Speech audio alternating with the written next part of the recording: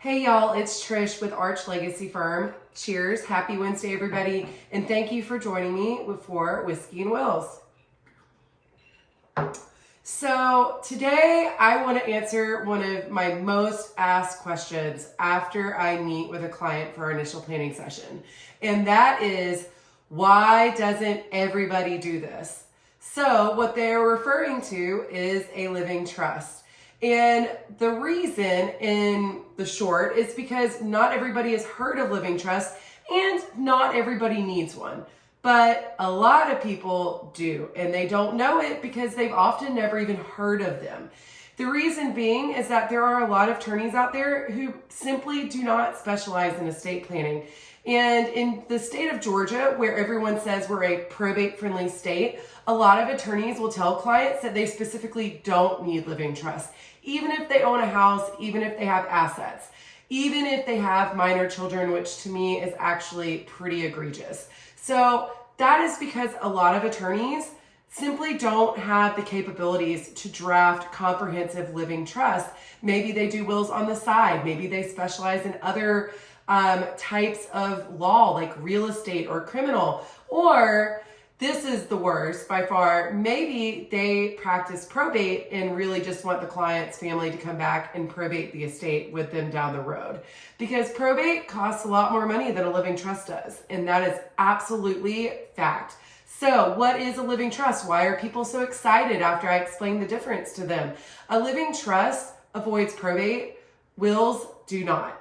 Wills are just legal directives that tell a judge what you want to happen during probate. Whereas a living trust is basically a bucket where you just toss all of your assets in it. We call it funding, but it's kind of a scary word considering that you don't have to come up with extra money.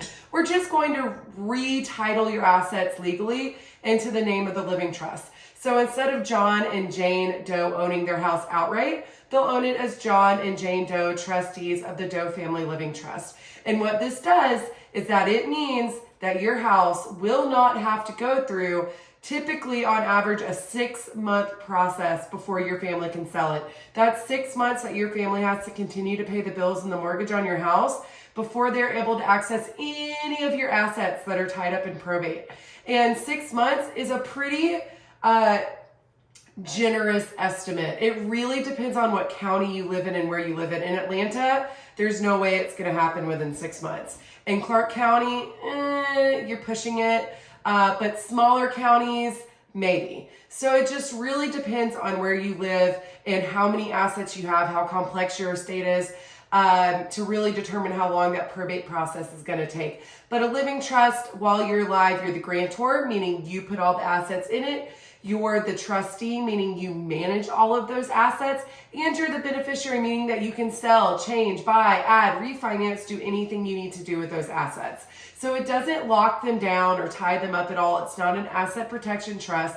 It is simply a way to make it as easy as possible for your family on the back end. So we're going to do a family wealth inventory. We're going to make sure that we have all of your assets in one place so that the trustee knows what's in the trust and what financial institutions they need to reach out to. We're going to make it as easy as possible with a living trust. You do a little bit more work on the front end to make it as easy as possible on the back end. We're going to make sure that none of those assets fall through the crack. And that's what we specialize with at Arch Legacy Firm, because we specialize in estate planning. We don't do any other types of law other than business planning for our estate planning clients because they all tie together. But living trusts, the reason you haven't heard of them is because most people haven't, and attorneys simply don't focus on them enough because they don't know to focus on them. So cheers, everybody. I hope you have a wonderful Wednesday, and I'll see you next week.